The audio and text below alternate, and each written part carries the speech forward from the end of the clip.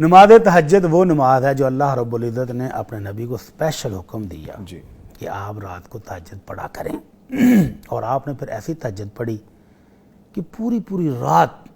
اور اماں جی عائشہ سے ایک صحابی نے پوچھا، اماں جی اللہ کے رسول تہجد کیسے پڑھتے تھے صلی اللہ علیہ وسلم؟ تو اماں جی کہتی پتر تساں پوچھ کے کی لینا ہے؟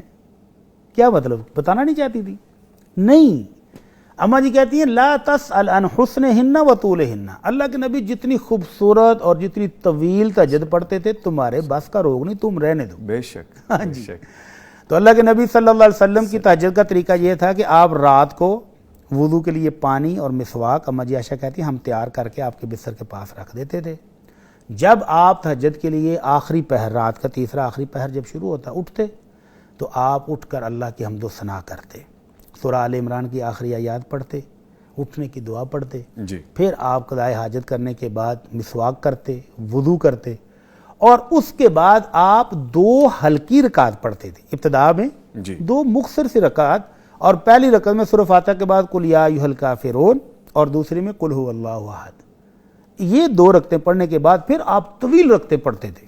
اس میں کرنا کیا ہے کہ صلاۃ اللیل مثنی مثنی، رات کی تہجد کی جو نماز ہے یہ آپ 2 رکعت کر کے پڑھیں گے. پڑھیں گے کیا؟ جو آپ کو آتا ہے. اللہ کے نبی صلی اللہ علیہ وسلم تہجد پڑھ رہے تھے تو عبداللہ بن مسعود غالباً آئے، کہتے ہیں کہ میں نے بھی کہا آج مزہ آئے گا، اللہ کے نبی پڑھ رہے تو میں بھی پڑھوں گا. تو آپ کے ساتھ وہ کھڑے ہو گئے تو آپ نے سورہ بقرہ ایک ہی رکعت میں پوری پڑھی. اس کے بعد آپ نے سورہ نساء شروع کر دی، اور پھر آپ نے آل عمران بھی پڑھی. تو یہ 6 ساڑھے 6 پارے ایک رکعت میں آپ نے پڑھ کے رکوع کیا. سبحان اللہ. تو یہ جو سوال تھا نا کہ پڑھیں کیا، جی تو سورہ فاتحہ کے بعد اگر حافظ قرآن ہے تو شروع سے شروع کر دے، جتنا اللہ توفیق دے پڑھتا رہے. اور اگر بالفرض آپ کو پورا قرآن یاد نہیں ہے اور آپ صرف قل ھو اللہ احد ہی پڑھنا چاہتے تو بھی جائز ہے. ایک صحابی رسول پوری رات تہجد پڑھتا رہا اور ہر رکعت میں یہی سورت پڑھتا رہا. سبحان اللہ. تو صبح کو دوسروں نے شکوہ کیا اللہ کے نبی یہ ایک ہی سورت پڑھتا رہا ہے. تو آپ نے پوچھا اس سے بھی پوچھو کہ کیوں یہی پڑھتا رہا ہے ایک ہی سورت؟ تو اس نے کہا اللہ کے رسول مجھے اس سورت سے بڑا پیار ہے، اس میں میرے اللہ کی صفات ہیں، مجھے بڑا مزہ آتا ہے. سبحان اللہ. تو آپ نے فرمایا تمہاری یہ محبت تمہیں جنت لے گئی ہے. سبحان اللہ. تو اگر ایک ہی سورت کو رپیٹ کرتے رہیں تو بھی جائز ہے. مثلا ایک رکعت میں 1 سے زائد مرتبہ آپ 100 دفعہ پڑھنا چاہتے ہیں سورہ فاتحہ کے بعد سورہ اخلاص تو پڑھ لیں، اور ہر رکعت میں سورہ اخلاص پڑھنا چاہتے ہیں تو بھی پڑھ لیں. اور اگر آپ کو قرآن مجید یاد ہے تو جہاں سے یاد ہے جو پڑھنا چاہیں پڑھ لیں، کوئی رکاوٹ نہیں. جی. اور سجدوں اور رکوع میں کیا پڑھنا ہے تو وہی دعائیں جو اللہ کے نبی پڑھا کرتے تھے، سبحان ربی الاعلی سبوح قدوس رب الملائکۃ والروح، ملائکۃ سبحانک اللہم ربنا وبحمدک اللہم اغفر لی.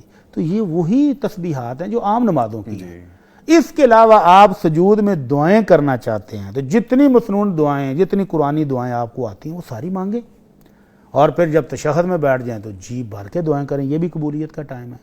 تو 2 رکعت کر کے پڑھتے رہیں. کتنی؟ ام المومنین عائشہ رضی اللہ عنہا فرماتی ہیں کہ اللہ کے نبی صلی اللہ علیہ وسلم رمضان ہو یا رمضان کے علاوہ 11 مہینے آپ 11 رکعت پڑھتے تھے، 8 نفل اور 3 وتر.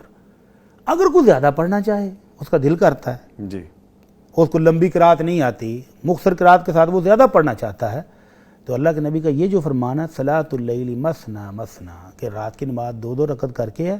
اور جب کسی کو یہ ڈر ہو کہ اب فجر کی اذان ہونے والی ہے تو وہ ایک وتر پڑھ لے تو اس کی ساری نماز طاق ہو جائے گی. تو یہ حدیث دلیل ہے کہ اگر وہ 8 سے زیادہ بھی پڑھنا چاہے تو نوافل ہیں بھائی، وہ پڑھ سکتا ہے.